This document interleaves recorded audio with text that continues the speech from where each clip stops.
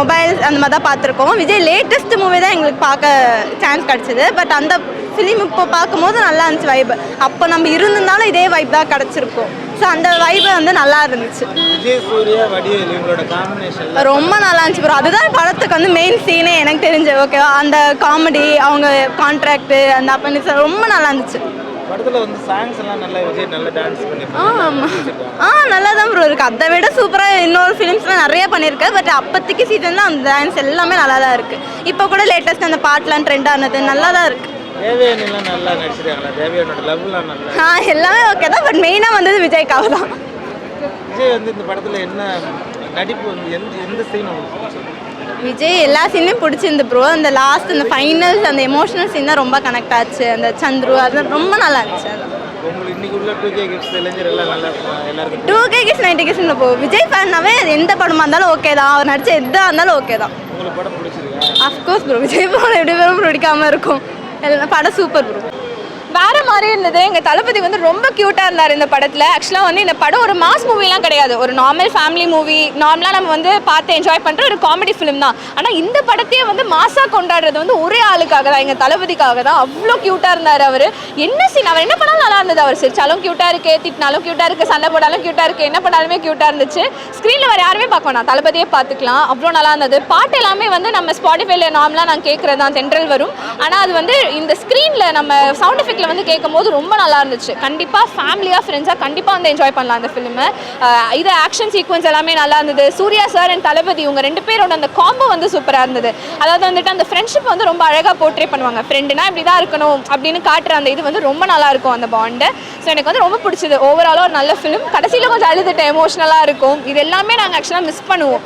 நான் இந்த படத்தை தேட்டரில் பார்த்தது கிடையாது. நான் இப்போ பிறந்தனா இல்லை சின்ன பொண்ணு எனக்கு தெரியல. பட் இப்போ வந்து இந்த மாதிரி பார்க்குறது வந்து அவ்வளோ நல்லா இருக்குது, ரொம்ப ஸ்பெஷலாக இருக்குது. It's like time travelling, it's like going back to that era.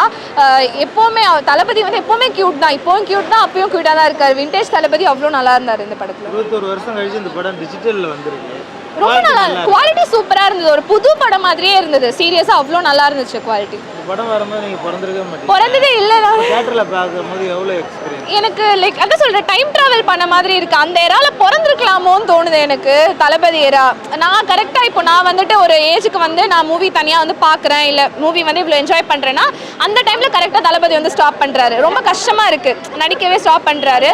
ஆனால் ஓகே, அட்லீஸ்ட் ரீரிலீஸாவது வந்து ரொம்ப எல்லா ரீரிலீஸுமே தவறாமல் பார்த்துட்டேன் நான். கில்லிலேருந்து சச்சின் எல்லாமே நான் வந்து ரெகுலராக இங்கே வந்துடுவேன் கமலாவுக்கு. எனக்கு ரொம்ப பிடிக்கும். படம் பார்க்குறோமோ இல்லையோ எல்லாரும் நம்ம தளபதி ஃபேன்ஸோட சேர்ந்து ஜாலியாக டான்ஸ் ஆடுறது, வைப் பண்ணுறது, இது எல்லாமே தனி.